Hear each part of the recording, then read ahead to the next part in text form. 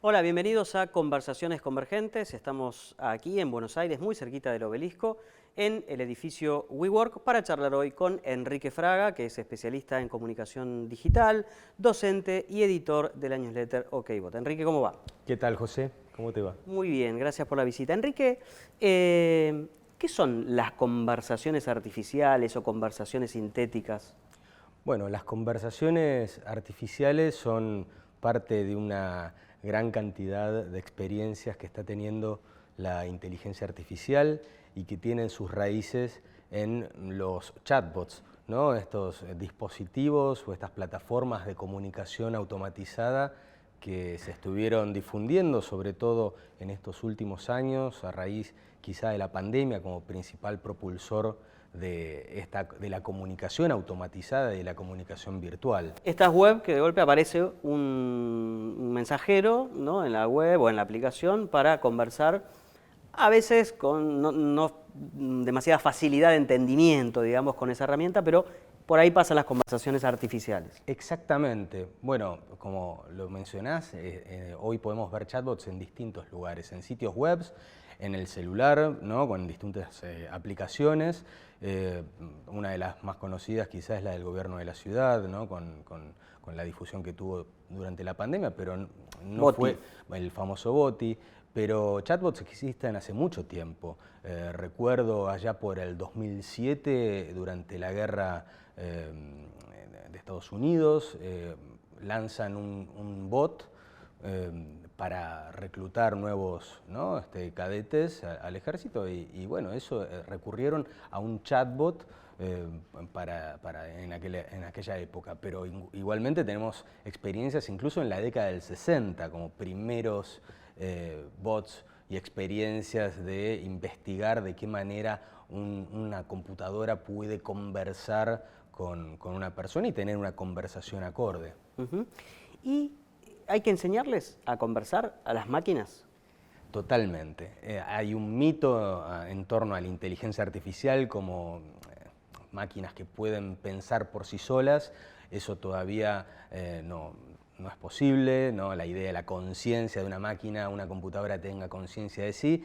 Los humanos tienen que todavía enseñarles y entrenar esas inteligencias artificiales. Los chatbots no son la excepción, ¿sí? Chatbots, asistentes virtuales, requieren de un entrenamiento, aunque sea mínimo, de corrección de cuáles son las palabras y la manera de entender las interlocuciones con los usuarios. Pero sin lugar a dudas todavía requieren un entrenamiento, lo cual es una buena noticia, ¿sí? Porque ante las visiones quizá más pesimistas en torno a la tecnología, que dicen que pueden quitar puestos de trabajo, acá vemos que el entrenamiento, por ejemplo, de chatbots es un oficio que está surgiendo, que se está instalando y que es un nuevo oficio fruto del surgimiento de estas nuevas tecnologías. ¿Y qué es lo que hay que enseñarle a los chatbots? ¿Qué es lo que no saben? ¿Qué es lo que no son capaces de hacer bien y por lo tanto hay que corregirles? Bueno, uno de los grandes desafíos, ¿sí?, principalmente era entender el contexto. Si bien al principio las primeras investigaciones era poder encontrar, machear, como se dice en la jerga, hacer coincidir las palabras del usuario para que eso dispare una respuesta. Esto en la jerga se llama intenciones, ¿no? Son los intents o intenciones comunicacionales. Hoy eso está bastante, casi diría, superado, ¿no? Pero la cuestión del contexto, que la máquina entienda en qué contexto se está elaborando esa comunicación, eso es todavía, no digo un desafío porque hay experiencias ya muy avanzadas que están poniendo unas soluciones al respecto, pero quizás sería el terreno todavía más que más requiere de una intervención humana para ir corrigiendo, por ejemplo, cuando uno conversa con una máquina, bueno, ¿cuál es el tono de esa conversación?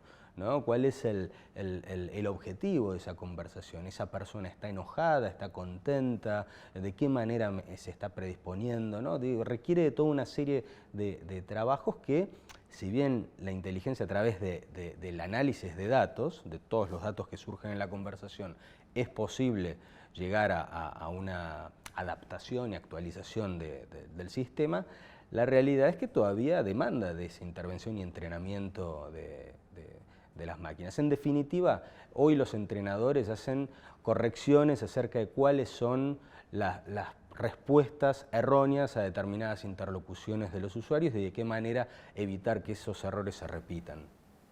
Hay todavía una sensación desde los usuarios de que los chatbots no resuelven en general fácilmente las cuestiones. Incluso te diría que hay un sector todavía de los usuarios que ni lo intenta con el chatbot porque las veces que lo ha hecho no logró resolver su problema.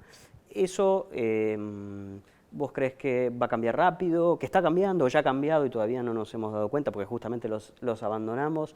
¿Esto ocurre digamos, en común en el mundo o hay algunos lugares donde todavía falta más desarrollo y en otros ya se ha logrado? ¿Cuál es el panorama? Bueno, los chatbots fueron hace 2 años una gran novedad, hace 2, 3 años. Entonces, podemos hacer un paralelismo con lo que fueron las redes sociales, ¿sí? Allá por el 2007, 2008, en donde todo el mundo quería tener una cuenta en Facebook, por ejemplo, porque era lo que estaba de moda, ¿no? Ahora, después esa cuenta había que sostenerla, generar contenidos, no había un objetivo previo, sino estar por estar.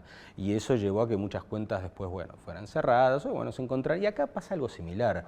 El chatbot es una herramienta, es una interfaz de comunicación, así como lo es un sitio web, así como puede ser un voicebot que funciona en una smart speaker, pero el por qué una empresa o una organización tiene que recurrir a un chatbot, tiene que tener un objetivo establecido previamente. ¿Es el chatbot la mejor interfaz para comunicar mi mensaje? Si ahí responde a esa particularidad, va a estar bien logrado y bien pensado el desarrollo de un chatbot. Caso contrario, vamos a encontrarnos errores, porque si yo tengo un chatbot para contactarme, por ejemplo, con mis clientes, ¿no? Pero no le dan una respuesta por una falla en el servicio, y ese chatbot va a generar una mala experiencia en los usuarios. No va a cumplir la función que tiene que ser agilizar la comunicación, tener un asistente 7x24, ¿no? Con lo cual, para responderte, un chatbot tiene que tener un objetivo previo. ¿Y para qué sirve? ¿Para qué se está usando más el chatbot? Bueno, una de las grandes funciones, lo acabo de mencionar, es tener un asistente los 7 días, ¿sí? Las 24 horas del día. Tener alguien que pueda responder una inquietud, una consulta, en cualquier momento del día, que pueda brindar una respuesta acorde a una necesidad que pueda surgir, ¿no? Esa es una, tal vez, de los principios.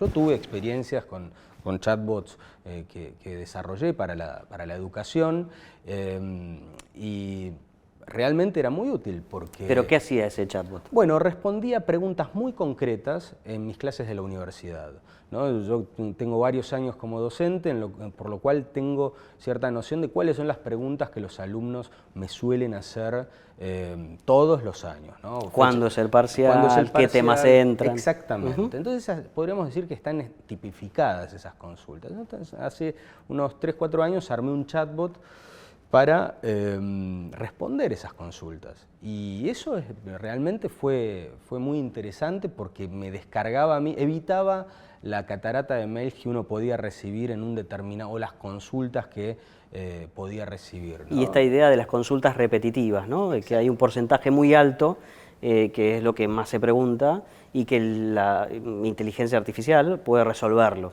Totalmente. La velocidad con la cual se puede resolver una determinada consulta es clave. Ahora, si la consulta va más allá de las posibilidades de ese chatbot, siempre es bueno tener el plan B de una consulta humana, ¿no? Que esa comunicación no se cierre. Y si el humano puede responder siempre mejor que ese chatbot, ¿por qué recurrir al chatbot? Digo, por eso de nuevo, tener el objetivo previo a si la herramienta, la interfaz, va a ser más útil que cualquier otra interfaz, como puede ser un sitio web o una página o cualquier otra interfaz que tengamos al alcance. Volviendo al entrenamiento del chatbot o de la herramienta, ¿qué saberes intervienen, qué saberes profesionales, qué profesiones u oficios intervienen en ese entrenamiento? Por ejemplo, ¿hay un guión?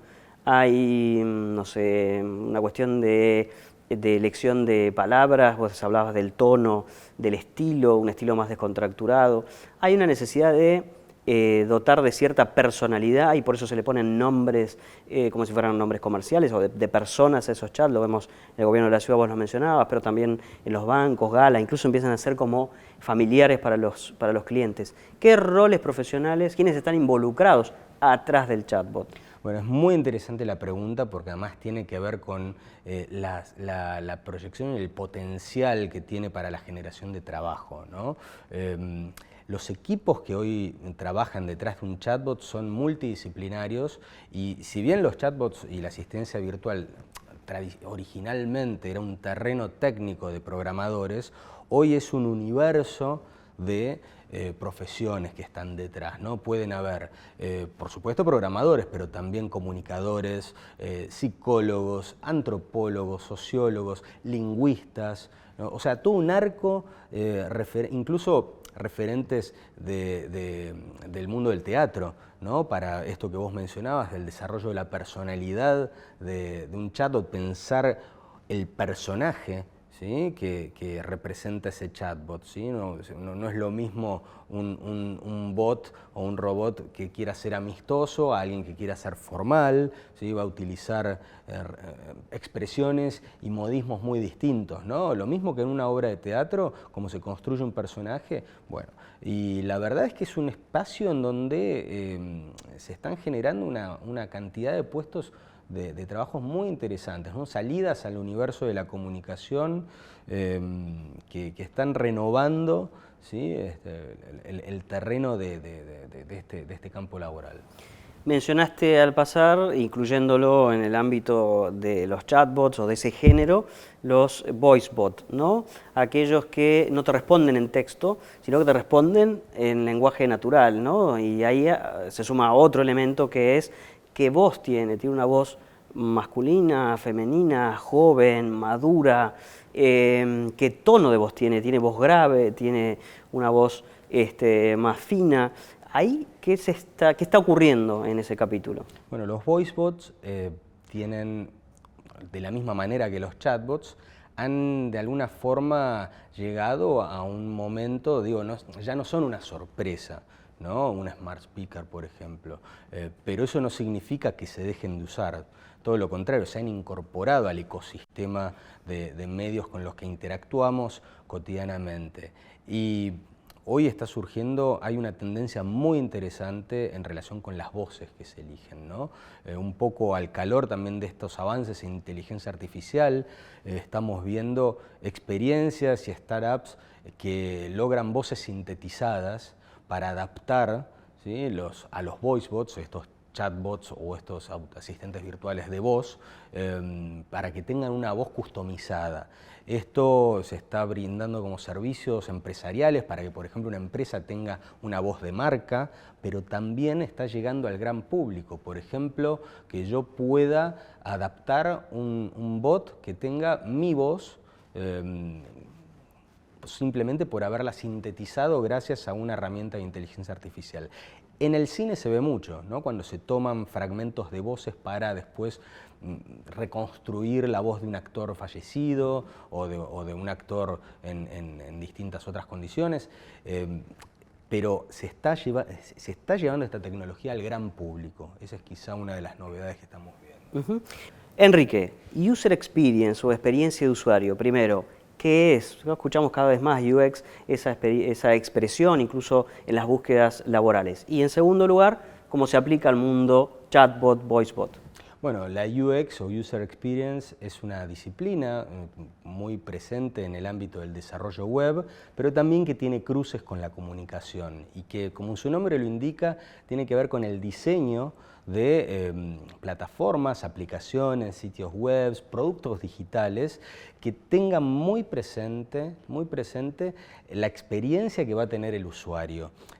Uno podría pensar tradicionalmente, uno diseñaba un producto X pensando en las funciones que podía tener y el beneficio que podía traer ese producto a la sociedad, pero tal vez después se veía cómo funcionaba en la sociedad. Hoy el paradigma del User Experience tiene que ver con tener en el proceso de diseño muy presente la interacción con el usuario. Esto hace que el proceso de diseño sea quizá no se busque tanto la perfección en el diseño, en las primeras etapas del diseño, sino etapas intermedias, ¿no? Se hace iterar, como se dice, el producto en su interacción con el usuario para ir adaptando aquellas modificaciones que haya que hacer sobre ese terreno. Por eso muchas veces vemos que a veces una aplicación tiene se lanza en su versión beta, ¿no? Bueno, eso significa que va a ser testeada, se va a nutrir los desarrolladores con esa utilización e interacción que le darán los usuarios, que es una información clave para después hacer reconversiones, adaptaciones y una optimización del producto hacia las necesidades del usuario, que si uno piensa es clave, porque uno para qué va a diseñar algo que después no va a ser utilizado, ¿no? Eso es un cambio de paradigma que se fue dando principalmente en el mundo del desarrollo web. Vamos a desmenuzar un poco esto último, ¿sí? Tres conceptos para no quedarnos sin tiempo. Uno es el de inteligencia artificial, que lo damos por supuesto, pero vamos a tratar de detenernos y definirlo. Otro es esta particularidad que tiene este nuevo chat, que funciona casi como un oráculo, podríamos decir, ChatGPT, y luego vamos a profundizar en algunos otros ámbitos. Pero empecemos por inteligencia artificial. ¿Cómo se define? Bueno, la inteligencia artificial es una disciplina, ¿no?, que ha evolucionado a lo largo del tiempo, porque uno podría decir, ¿cómo se define la inteligencia? Hace unos años, en la evolución de las discusiones que se daban en el MIT hace unos 30 años, o incluso el paper de Joseph Weizenbaum, el primer chatbot ELIZA, ¿no?, de 1964, decían, bueno, ¿qué es la inteligencia? Pues si la inteligencia es realizar cálculos, bueno, ya tenemos inteligencia artificial hace tiempo, cálculos matemáticos. Después, si la inteligencia es, como hacía este chatbot de varios años, ¿no?, el ELIZA, que era encontrar palabras clave a las cuales generar el disparador de una respuesta, ¿no?, bueno, también estaríamos con una inteligencia artificial hace tiempo, por lo menos en práctica en distintas computadoras. Pensemos que Weizenbaum ideó ese primer chatbot en una época en la que no había computadoras en las casas, ¿no? Ni internet.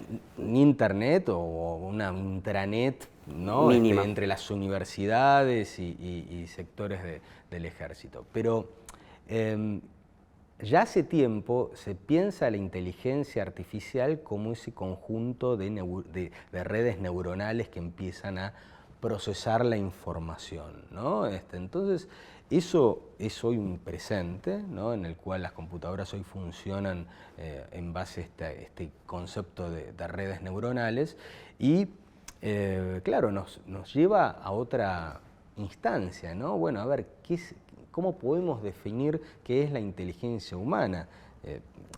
¿Las computadoras están imitando lo que entendemos por inteligencia o no? Digo, hay más preguntas que respuestas al respecto, pero sí es una realidad que el concepto de inteligencia artificial fue evolucionando a lo largo del tiempo. Por eso también hay quienes discuten muchas veces si un chatbot es inteligencia artificial, porque uno va a decir, no, bueno, está utilizando un algoritmo de preguntas y respuestas entrenado y bueno, eso no puede ser definido como inteligencia. No es muy inteligente. Exactamente, pero también porque pasa la sorpresa. Digo, hace 40 años, si hubiésemos visto la evolución que han tenido los chatbots, hoy diríamos estamos frente a autómatas inteligentes, ¿no? ChatGPT, ¿de qué es capaz y por qué nos sorprende ahora 2022-2023?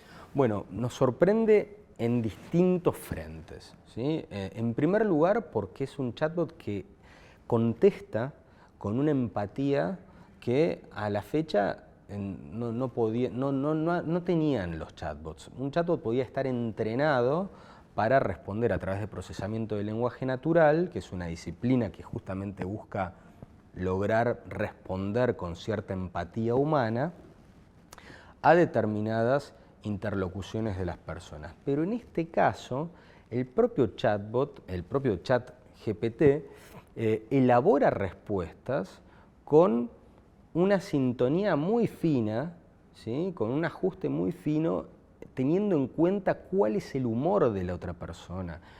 Si es recomendable responder, por ejemplo, de una manera formal, de una manera irónica, de una manera graciosa. Hay todo un trabajo muy fino acerca de cuál es el sentimiento y el sentido que tiene que dar una respuesta. Y por otro lado está el contenido. Hay una variedad enorme de contenidos sobre los cuales esta herramienta de OpenAI puede contestar. Desde hacer breves ensayos, cuentos, entablar una conversación random, hasta incluso desarrollar una aplicación en código. Yo tuve la experiencia, le pregunté, escribime en Python una aplicación para, por ejemplo, scrapear palabras clave de un sitio. Y en 5 segundos me desarrolló la aplicación. Y funcionó. Tuvo un error, tuvo un pequeño error, que se lo transmití y me brindó la solución. Con lo cual es una herramienta que no solo te brinda una respuesta estandarizada, sino que te ayuda a evolucionar y a corregir un proceso, en este caso el diseño de un código. Hay que ver con desarrollos de códigos más complejos, ¿no? Cuál podría ser el resultado. Pero sin lugar a dudas es el Sancho Panza del Quijote, ¿no? Este es un compañero de este Quijote que es la inteligencia artificial, sin duda. Enrique, probablemente mucha gente que nos ha escuchado debe estar diciendo, están hablando del futuro, en realidad hemos estado hablando del presente. En lo que refiere propiamente al futuro, a las tendencias en este ámbito, ¿vos qué estás viendo? ¿Hacia dónde va? ¿De dónde van a venir las próximas sorpresas? Bueno, es difícil porque uno no quiere hacer futurología, pero sí la tendencia, o sea, el presente y el futuro más inmediato, o la tendencia que uno observa, es hacia una constante humanización y una masificación de estas herramientas. Porque la inteligencia artificial, ¿no? Siempre, o el mismo la programación y el acceso a este tipo de herramientas, siempre fueron parte de un terreno de laboratorio. Hace un par de años, me acuerdo cuando se diseñó artificialmente la cara de Carrie Fisher, la actriz de Star Wars, que fue una gran novedad para todos. Esto hace unos 4 o 5 años. Esa era una técnica seguramente utilizada a través de inteligencia artificial para rediseñar el rostro de una actriz. Bueno, eso hoy está al alcance de las personas comunes, completamente a través de aplicaciones no-code, sin conocimientos de código. Uno puede en 10 minutos hacer con una foto y un audio una imagen que hable, ¿no? Entonces, pienso yo que la inteligencia artificial está entrando en una etapa de masificación.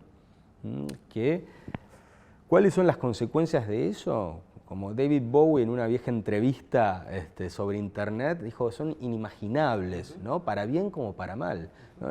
Estamos ante un momento en el cual lo que puede venir, tanto como para bien como para mal, porque puede haber un uso dañino, ¿no? A través de estas herramientas, es inimaginable, pero hay mucho por esperar.